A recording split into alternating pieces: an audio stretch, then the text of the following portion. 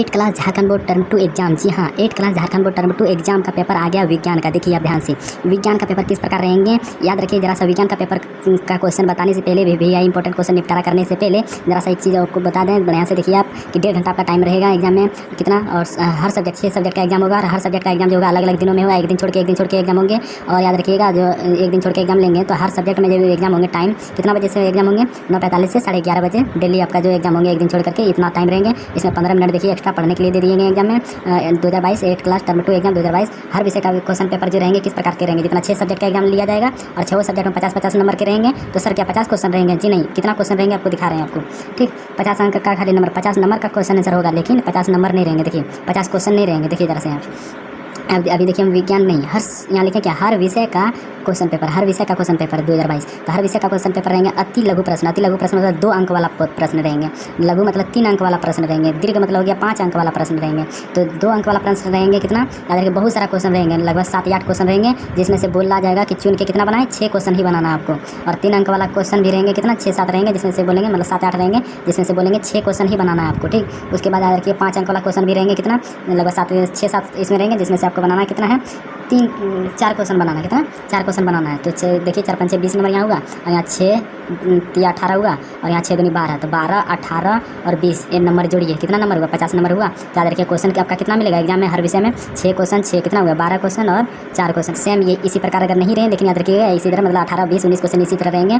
ज़्यादा क्वेश्चन आपको बनाना नहीं है, 1.5 घंटा टाइम रहेगा हर सब्जेक्ट में, ठीक। यहाँ तक समझ गए। अब जरा सा देखिए आज का निपटारा हम क्या कर रहे हैं, विज्ञान सब्जेक्ट का कर रहे हैं, किसका, विज्ञान विषय का निपटारा कर रहे हैं। और विज्ञान विषय में किसका 3 खंड में होता है, तो विज्ञान विषय में हम 2 अंक वाला कंप्लीट कर रहे हैं, 2 अंक वाला। उसके बाद विज्ञान विषय में करेंगे 3 अंक वाला, 5 अंक वाला सारा करेंगे। लेकिन आज का जो निपटारा होने जा रहा है विज्ञान विषय का, विज्ञान विषय का किसका कर रहे हैं निपटारा खत्म। अति लघु प्रश्न जितना भी पूछा जाएगा, 2 अंक वाला प्रश्न जितना भी विज्ञान में पूछा जाएगा, विज्ञान में जितना भी 2 अंक वाला प्रश्न, अति लघु प्रश्न पूछा जाएगा 2 अंक वाला, सारा आज निपटारा करने में मतलब याद रखिए 12 नंबर आपका मिल जाएगा यहाँ पे। आज 12 नंबर कंप्लीट कर लीजिए विज्ञान विषय में। 8 class Jharkhand board term 2 exam के लिए 12 नंबर कंप्लीट कर लीजिए। चलिए प्रश्न क्वेश्चन की ओर बढ़ते हैं और उसको पढ़िएगा बारीकी से, रोक के समझ के, बहुत अच्छा समझ में आएगा, इससे बाहर नहीं रहेगा। एक चीज़ आपको बता दें, इतना जितना हम बताने जा रहे हैं उतना आप पढ़ लीजिएगा 2 अंक वाला प्रश्न। उसके बाद जब एग्जाम रहेगा, एग्जाम के जस्ट एक दिन पहले आपको एक क्वेश्चन इसी में से जितना भी क्वेश्चन बताएंगे इसी में से छांट के डायरेक्ट 19 क्वेश्चन देंगे, डायरेक्ट 19 क्वेश्चन। इस प्रकार के क्वेश्चन पेपर एग्जाम में रहते हैं बोर्ड में, उसी प्रकार 19 क्वेश्चन देंगे। 19 में से आप देखिएगा बहुत क्वेश्चन लड़ जाएगा। इसे कहाँ से देंगे, यहीं से निकाल के देंगे छांट के। यहाँ सारा बहुत क्वेश्चन है, इसमें बहुत सारा क्वेश्चन है, इसी में से हम देंगे आपको 6-7-10 क्वेश्चन देंगे छांट करके इसी में से। इसलिए अभी से ही इसको पढ़ लीजिए ताकि यहीं से निकाल के आपको BBI देंगे, ठीक है। तो इसलिए यहाँ से आप पढ़ लीजिए, क्वेश्चन की ओर दिखाते हैं आपको। देखिए पहला क्वेश्चन है, अब पढ़ते जाइए शुरू से अंत तक। और प्लीज़ अगर अच्छे लगे वीडियो तो अच्छा क्वेश्चन समझ में आ रहा है आपको बहुत अच्छी तरह से, तो प्लीज़ लाइक कर दीजिएगा, एक लाइक वीडियो का कर दीजिएगा, और नए हैं तो सब्सक्राइब कर दीजिएगा। चलिए देखते हैं क्वेश्चन की। देखिए सारा इंपॉर्टेंट क्वेश्चन है, बहुत मेहनत लगा छांटने में, इसलिए इतना टाइम लग गया, ठीक है ना। आप लोग शुरू से अंत तक पढ़िएगा, प्लीज़ मेहनत बहुत किए हैं आप लोग, प्लीज़ पढ़िए, क्योंकि इससे बाहर क्वेश्चन नहीं देगा। और लास्ट में जो हम BBI क्वेश्चन देंगे यहीं से निकाल के देंगे, बस यहीं से। जितना भी 2 अंक वाला क्वेश्चन बनता है 8 class Jharkhand board term 2 exam के लिए साइंस विषय, विज्ञान विषय में जितना भी 2 अंक वाला प्रश्न बनता है पूरा का पूरा निचोड़ करके निकाल देंगे, इससे बाहर कुछ नहीं पूछा जाता है एग्जाम में। चलिए आप लोग शुरू से अंत तक पढ़ लीजिए, एकदम कंप्लीट हो जाएगा एग्जाम। अभी बहुत दिन है टाइम, इसलिए अभी से ही कंप्लीट कर लीजिए। यहीं से क्वेश्चन पूछा जाता है BBI, इसको पढ़ लेते हैं तो याद रखिए इससे बाहर एक भी क्वेश्चन नहीं पूछा जाता है। इतना पढ़ लिए तो इससे बाहर एक भी क्वेश्चन नहीं पूछा जाएगा, इतना याद रखिएगा, भरोसा रखिए। इससे बाहर यहीं से क्वेश्चन पूछा जाता है, इससे बाहर पूछा ही नहीं जाता। BBI जो निकालता है यहीं से निकालता है, ठीक ना। तो याद रखिए यहीं से BBI हम भी लास्ट में निकाल के देंगे, इसलिए शुरू से अंत तक पढ़िए। चलिए एक और पहला क्वेश्चन क्या, CNG और LPG का विस्तारित रूप लिखिए। तो विस्तारित रूप मतलब क्या होगा, इसका फुल फॉर्म पूरा नाम क्या होता है, CNG और LPG का पूरा नाम क्या होता है। यहाँ तो देख लीजिए क्या लिखा, कंप्रेस्ड नेचुरल गैस, और यहाँ क्या है लिक्विफाइड पेट्रोलियम गैस, ठीक है। पढ़ लीजिएगा। उसके बाद देखिए अब देखिए इसमें, उसके बाद देखिए क्वेश्चन पढ़ते जाइएगा शुरू से अंत तक। क्या है, छोटी बच्ची, यहाँ देखिए पढ़िए, छोटी बच्ची, छोटे बालक, महिला और पुरुष में से किसकी आवाज़ की आवृत्ति सबसे अधिक होती है। तो याद है छोटी बच्ची की, क्योंकि चिल्लाती है सबसे ज़्यादा छोटी बच्ची। उसके बाद देखिए, तीक्ष्ण ध्वनि की अपेक्षा मोटी ध्वनि का तारतम्य होता है क्या, होता है क्या, क्या होता है। तो याद रखिए कम होता है। उसके बाद क्या लिखा, श्रव्य परिसर में ध्वनि तरंगों की आवृत्ति क्या होती है। तो 20 हर्ज से 20,000 हर्ज, ठीक। उसके बाद देखिए 20,000 क्या, 20,000 नहीं 20 कितना दिया, 2 लाख, हाँ 2 लाख हर्ज से अधिक आवृत्ति वाली ध्वनि को क्या कहते हैं। तो याद रखिए प्रायश्रव्य क्या कहते हैं, ध्वनि कहते हैं, ठीक। उसके बाद देखिए ध्वनि कहाँ संचरित हो सकती है। तो देखिए ठोसों, द्रवों तथा गैसों में। देखिए तीनों के 2 डब्बे और डोरी से बने खिलौना टेलीफोन में ध्वनि का संचारण किस माध्यम से होता है। तो डोरी के माध्यम से होता है, ठीक। उसके बाद जो ध्वनि सुनने में अप्रिय लगती है उसे क्या कहते हैं। तो याद रखिए शोर कहते हैं, जो अप्रिय लगता है उसको शोर कहते हैं, चिल्लाते नहीं कहते ना, शोर कम करो। आवृत्ति का मात्रा क्या होता है, आवृत्ति का मात्रा क्या होता है, हर्ज होता है। हमें कोई ध्वनि सुनाई देती है, उसका कारण क्या है? कंपन होता है। क्योंकि देखिए ट्रेन की पटरी में कान रखिएगा तो देखिएगा बहुत कंपन सुनाई देता है, ध्वनि सुनाई देती है। ध्वनि कंपन की प्रति सेकंड संख्या आवृत्ति मात्रा क्या है? तो हर्ज है। तो जरा सा एक चीज़ यहाँ पे आपको बता दें कि देखिए एकदम ये सब चीज़ रटने की जरूरत नहीं, कितना ईजी दिया है। अब हमें कोई ध्वनि सुनाई देती है तो इसका क्या कारण है? तो ध्वनि कंपन होता है तब ना सुनाई देता है, आवाज़ उसका भन्न भन्न आवाज़ आता है तब ना हम लोग को सुनाई देता है। तो इसमें रटेंगे क्या जी? सारा क्वेश्चन एक बार खाली देख लीजिएगा शुरू से अंत तक, पढ़ समझ लीजिएगा ना, तो याद रखिए इससे बाहर क्वेश्चन नहीं पूछा जाता, भरोसा रखिए आप, इससे बाहर क्वेश्चन नहीं पूछा जाता है। सिर्फ आप पढ़ लीजिएगा बस शुरू से अंत तक, और लास्ट में आपको हम BBI क्वेश्चन दे देंगे छांट करके, यहीं से देंगे, याद रखिए यहीं से देंगे, इससे बाहर नहीं देंगे, यहीं से देंगे। मतलब आप यहाँ से पढ़ लेते हैं ना तो उस टाइम हम BBI दे देंगे, एक बार खाली देख लेना है तो पूरा आपका तैयारी हो गया। ठीक है, चलिए आगे की ओर बढ़ते हैं। देखिए उसके बाद ज़्यादा क्वेश्चन नहीं है, ध्यान से पढ़िए। क्या है? खनिज, कोयला और पेट्रोल एवं वायु में से कौन सा संसाधन क्षय होने वाला नहीं है? तो यह वायु, हवा। ठीक है, वायु मतलब हवा। प्लास्टिक या पॉलीथीन के जलने के परिणाम स्वरूप कौन सा प्रदूषण फैलता है? तो याद रखिए कौन सा प्रदूषण? वायु प्रदूषण।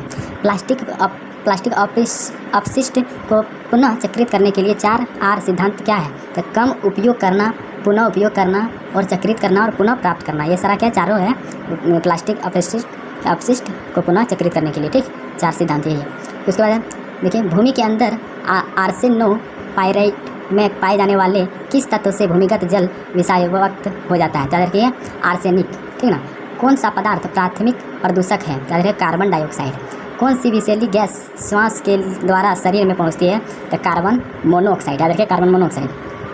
ये जो है ना आपको याद रखिए, ये जो क्वेश्चन आपको एक चीज़ बताना है, यहाँ आपको ऑप्शन नहीं दिया जाएगा, यहाँ खुद से याद रखना है आपको कि कौन सी विषैली गैस श्वास के द्वारा शरीर में पहुंचती है। तो कार्बन मोनोऑक्साइड आपको वहाँ ऑप्शन नहीं रहेगा, वहाँ आपको खुद से लिखना होगा, आपको वहाँ पे खुद से लिखना होगा। वहाँ सिर्फ ये वाला क्वेश्चन जो है, ये क्वेश्चन पूरा लिख देंगे और ये जो आंसर है आपको खुद से लिखना है। वहाँ आपको जगह दे देंगे, अरे खुद से बोलेंगे लिखने, वहाँ ऑप्शन नहीं रहेगा। ठीक ना, सब्जेक्टिव है, आपको लिखना होगा खुद से। ठीक, इसलिए याद रखिएगा वहाँ ऑप्शन नहीं मिलेगा।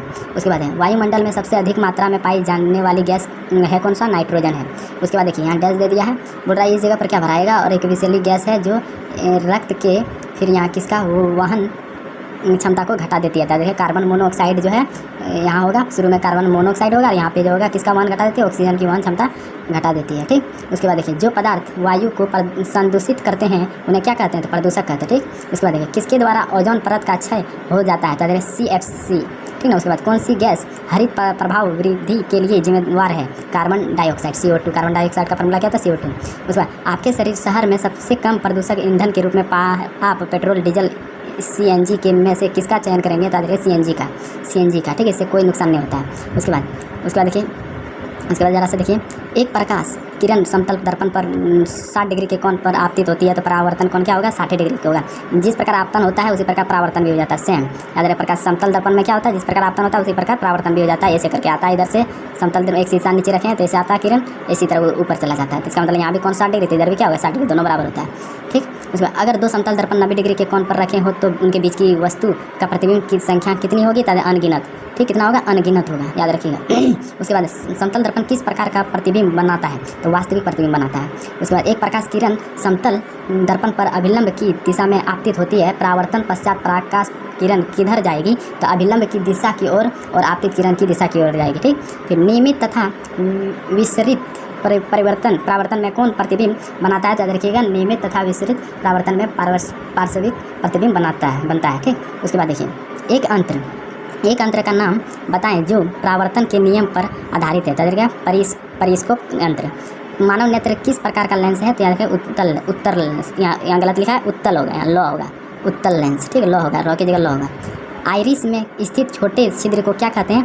पुतली। ठीक, आँख में। उसके बाद किस प्रक्रिया के कारण श्वेत प्रकाश का 7 रंगों में विभक्त हो जाता है? तो विक्षेपण प्रक्रिया। उसके बाद इंद्रधनुष के बनने के पीछे कौन सी प्रक्रिया निहित है? इंद्रधनुष तो वर्ण विक्षेपण। ठीक, अगर दाहिने हाथ से लिखा जाए तो समतल दर्पण में बना प्रतिबिंब किस हाथ से लिखता हुआ प्रतीत होगा? तो दाहिना हाथ से लिखा जाए तो समतल दर्पण में बना हुआ प्रतिबिंब बाएं हाथ से लिखा हुआ प्रतीत होता है। श्वेत प्रकाश यानी कि जब श्वेत प्रकाश को कांच की पट्टी से गुजरने दिया जाता है तो क्या होता है? तो श्वेत प्रकाश को जब कांच की समतल कांच की पट्टी से गुजरने पर श्वेत प्रकाश की कांच की पट्टी क्या हो जाता है? आर पार गुजर जाता है। ठीक, उसके बाद ये किसी पृष्ठ पर पड़ने वाली प्रकाश किरण को क्या कहते हैं? तो आपतित किरण कहते हैं। आपतन कोण परावर्तन कोण के बराबर कब होता है? तो सदैव बराबर होता है। कब बराबर होता है, किससे बराबर होता है, सदैव। किस प्रकार का बराबर होता है, सदैव बराबर, हमेशा बराबर होता है। आपतन कोण का मान परावर्तन कोण के मान से होता है क्या, बराबर होता है। इसका मान जो आता है और इसका मान भी दोनों क्या होता है, बराबर। अभी ना बताया 60 डिग्री 60 डिग्री वही। उसके बाद एक व्यक्ति दर्पण से 1 मीटर की दूरी पर है, वह अपने प्रतिबिंब से कितने मीटर की दूरी पर है, तो 2 मीटर। अगर वो एक व्यक्ति 1 मीटर की दूरी पर है तो वह अपने प्रतिबिंब से कितने मीटर की दूरी पर, 2 मीटर, क्योंकि जितना इधर बढ़ेगा उसका प्रतिबिंब उल्टा कितना, उसका दोगुना बनेगा। इधर 2 मीटर की दूरी है तो उधर 4, इधर 8 है तो उधर 16, ठीक है। इसी तरह देखिए लेंस के दोनों गोलीय पृष्ठों के वक्रता केंद्र को मिलाने वाली रेखा को क्या कहते हैं, तो मुख्य कहते हैं, मुख्य अक्ष, ठीक। पुतली का आकार कम रोशनी में कैसा होता है, तो देखिएगा अधिक होता है। उसका नेत्र के रेटिना पर बना प्रतिबिंब वस्तु के हटाए जाने के पश्चात रेटिना पर कितने देर तक बना रहता है, तो देखिए 1/, यहाँ देखिए 1/16 सेकंड तक, 1/16 सेकंड, बट्टा मतलब समझ भाग, 1/16 सेकंड तक। उसके बाद आँख से दिव्यांग व्यक्ति के लिए कौन सी लिपि लोकप्रिय होती है, तो देखिए ब्रेल लिपि। उसके बाद देखिए इंद्रधनुष बनने के पीछे कौन सी प्रक्रिया निहित है, तो वर्ण विक्षेपण। उसके बाद देखिए वनों को समाप्त करने को क्या कहते हैं, तो देखिए वनोन्मूलन, ठीक। वनोन्मूलन का कारण क्या है, तो देखिए भवन निर्माण और सड़क निर्माण और कागज उद्योग आदि, ठीक। वनोन्मूलन का अस्थायी हल क्या है, तो देखिए पुनर्वन रोपण, ठीक। उसके बाद देखिए यहाँ जरा सा समझे, यहाँ पुनर्वन मतलब दोबारा वन को रोपना, ठीक, काट करके फिर से वन को रोपना। फिर जंतु जिनकी संख्या एक निर्धारित स्तर से कम होती जाती जा रही है तथा वे विलुप्त हो सकते हैं, वे क्या कहलाते हैं, देखिए संकटपन जंतु कहलाते हैं। संकटपन जंतु स्पीसीज कौन से हैं, तो बाघ, ठीक। उसके बाद भारत में राष्ट्रीय उद्यानों की संख्या कितनी है, तो 77। बिरसा मुंडा जैविक उद्यान झारखंड के किस जिले में अवस्थित है, तो रांची, ठीक। भारत में प्रोजेक्ट टाइगर कब शुरू किया गया है, तो देखिए 1972 से 1973 तक, ठीक। उसके बाद अभ्यारण्य, राष्ट्रीय उद्यान और जैव मंडल संरक्षित क्षेत्र में इनमें से किसमें वन्य प्राणी का उनके प्राकृतिक आवास में संरक्षण किया जाता है, तो जैव मंडल संरक्षित क्षेत्र में, ठीक है। ये सब जरा से याद रखिए, बहुत इंपॉर्टेंट है। अब जरा से यहाँ देखिए किशोरावस्था की अवधि क्या है, किशोरावस्था की अवधि क्या है, 11 वर्ष से 19 वर्ष। वृद्धि हार्मोन स्रावित करने वाली ग्रंथि का क्या नाम है, तो पीयूष ग्रंथि। आयोडीन युक्त नमक का इस्तेमाल खाने में करने के लिए क्यों कहा जाता है, तो देखिए थायराइड ग्रंथि की सक्रियता के लिए। किशोरावस्था में लड़कों के उभरे स्वर अंतर का क्या नाम है, तो देखिए कंठमणि। स्त्रियों में होने वाले मासिक स्राव की सामान्य अवधि क्या है, 28 दिन।